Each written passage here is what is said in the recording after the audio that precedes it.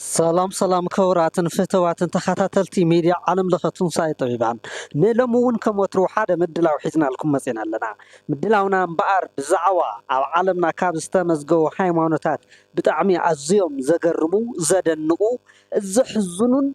بطعم فلي زولون حمشت هايمانوتات حزلكم مسي الله ازم هايمانوتات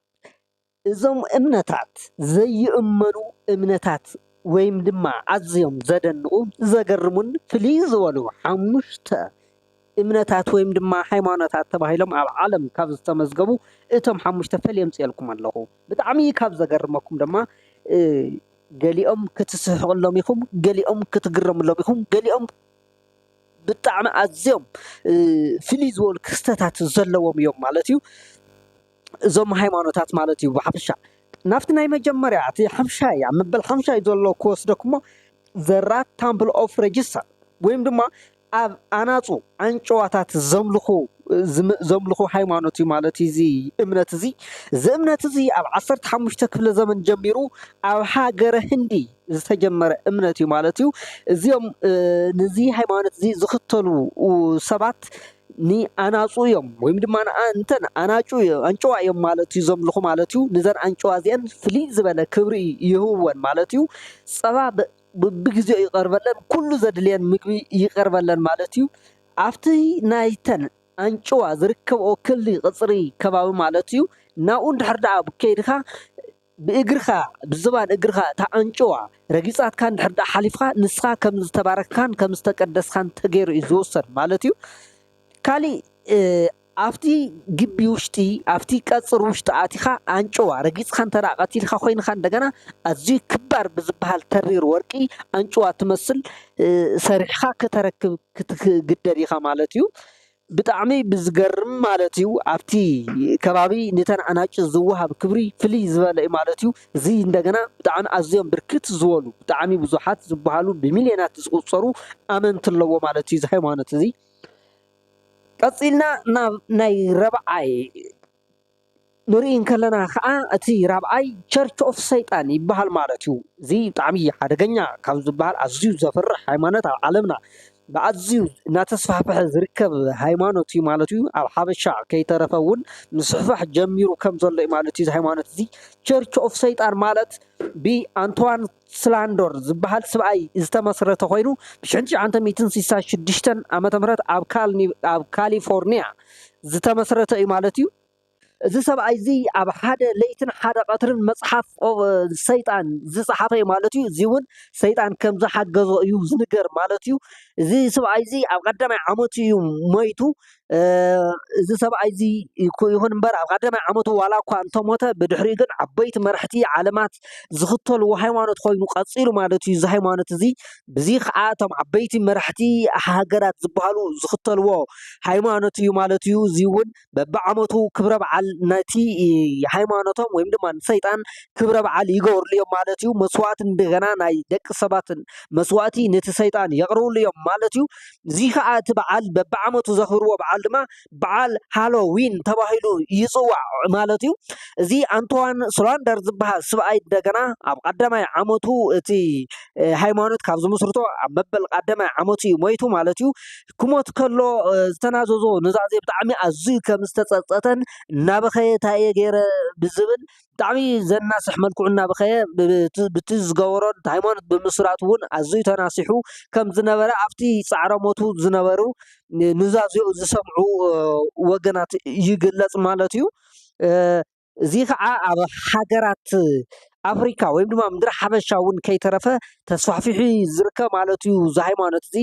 ኣዝዮም ብጣዕሚ ብርክት ዝበሉ መራሕቲ ዓበይቲ ሃገራት እውን ይኽተልዎ እዮም ዘለዉ ማለት እዩ እዚ ሃይማኖት እዚ ሕዚ እውን ኣብ ምድሪ ሓበሻ ብፍላይ እንደገና ኣዝና ክንጥንቀቐሉ ዝግበአና ብጣዕሚ መጸየፍን መሰከፍን ብዝበሃል ደረጃ ተስፋሕፊሑ እዩ ዝርከብ ማለት እዩ ኣብ ሓበሻ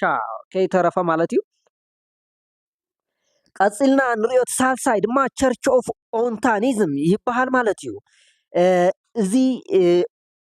ቸርች ኦፍ ኦንታኒዝም ዝበሃል እንደገና ብችሪስ ኮርዳ ዝተባሃለት ሰበይቲ ተመስሪቱ ማለት እዩ እዛ ሰበይቲ እዚኣ እዚ ሃይማኖት እዚ ክትምስርት ከላ እንታይ እያ ገይራ ሕግታት ተፅዲቃ ማለት እዩ ነፍስኻ ምጥፋእ ከም ፅድቂ ከም ዝቁፀር እያ ገይራ ማለት እዩ ይኹን እምበር ንባዕላ ንምንታይ ዳ ነብሳ ዘየጥፈት ዝብል ንኩሉ ሕቶ ኮይኑ እዩ ዘሎ ማለት እዩ ናብዚ ሃይማኖት እዚ ንምእታይ ነብስኻ ክተጥፍእ ኣለካ ነብሲ ምጥፋእ ጥንሲ ምንፃል ሰብ ምቕታል ከም ፅድቂ ተገይሩ እዩ ዝውሰድ ማለት እዩ እዚ ከዓ ኣካል እቲ ናይ ሰይጣኒዝም ይኸውን ይኽእል ዝብል ግምታት ኣሎ ማለት እዩ እዚ ሃይማኖት እዚ እውን ሓደ ናይ ሰይጣን ሃይማኖት እዩ ማለት እዩ ክንብል ንኽእል ኢና ምክንያቱ ሰብ ምቕታል ሰብ ጥንሲ ምንፃል ህይወት ምሕላፍ እዚ ከም ፅድቂ ገይሩ ዝሓስብ ሃይማኖት እስካብ ዘየለ ፈጣሪ ያው ከምዚ ዝደሊ ፈጣሪ እውን ስለ ዘየለ ማለት እዩ ስለዚ እዚ ሃይማኖት እዚ እውን ኣካልቲ ናይ ሰይጣኒዝም እዩ ማለት እዩ እቲ ካልኣይ ቫምፓሪዝም ይበሃል ማለት እዩ እዚ ሃይማኖት እዚ እንደገና ናብዚ እምነት እዚ ኣቱ ሰብ ደም ሰብ ክሰቲ እዩ ዝግበር ማለት እዩ ናብዚ ሃይማኖት እዚ ክትኣቲ እንድሕር ዳ ኮይንካ ደም ሰብ ክትሰቲ ግድን እዩ እዮም ዝብሉ ማለት እዩ እቶም ተኸተልቲ ደም ሰብ ሰትዮም እዮም ናብቲ ሃይማኖት ዝኣትዩ ማለት እዩ ኩሉ ሰብ ልክዕ ፅድቂ ከም ዝምነይ ኩሉ ኣብዚ ሃይማኖት እዚ ዝኣተየ ሰብ እንደገና ኩሉ ቫምፓየሪዝም ንክኸውን እዩ ዝምነይ ማለት እዩ ስለዚ እዚ ሃይማኖት እዚ እውን ዝመስል ማለት እዩ እቲ ቀዳማይ ሳይንቶሎጂ ዝበሃል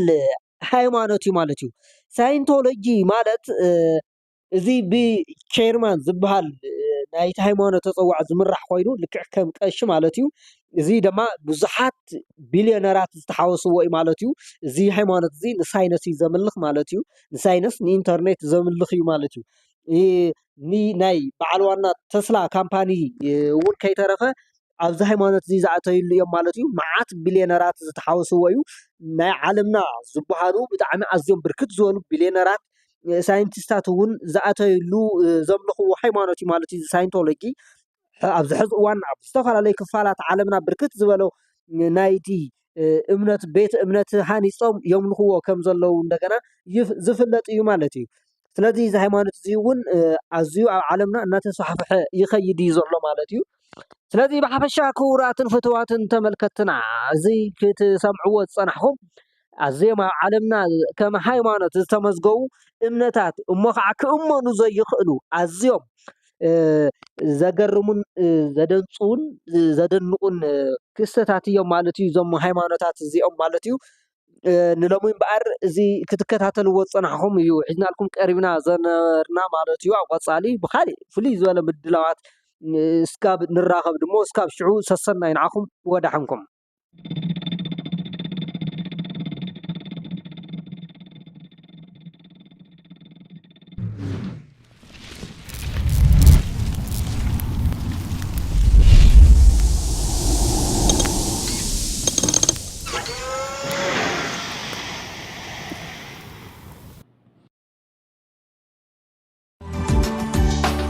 ዓለም ለኸ ትንሳኤ ጥበባውያን እዚ ምድላው ብፉሊ ኣብ ምድሪ ሓበሻ ዘለው ጥበባውያንን ስራሕቲ ጥበቦምን ትኩረት ገይሩ ዝዳሎ ተደፊኑ ዝፀንሐ ዓቕሚ ጥበብ ጠቢባን ዳግም ንክለ ዓለም ኣብ ጥበባውያን ዝበፅሕ ዝነበረን ዘሎን ምግላልን ተነፅሎን ንክተርፍን ዓሊሙ ዝዳሎ ዓለም ለኸ ትሕዝቶ ጥበባውያን ዝንፀባረቐሉ እዩ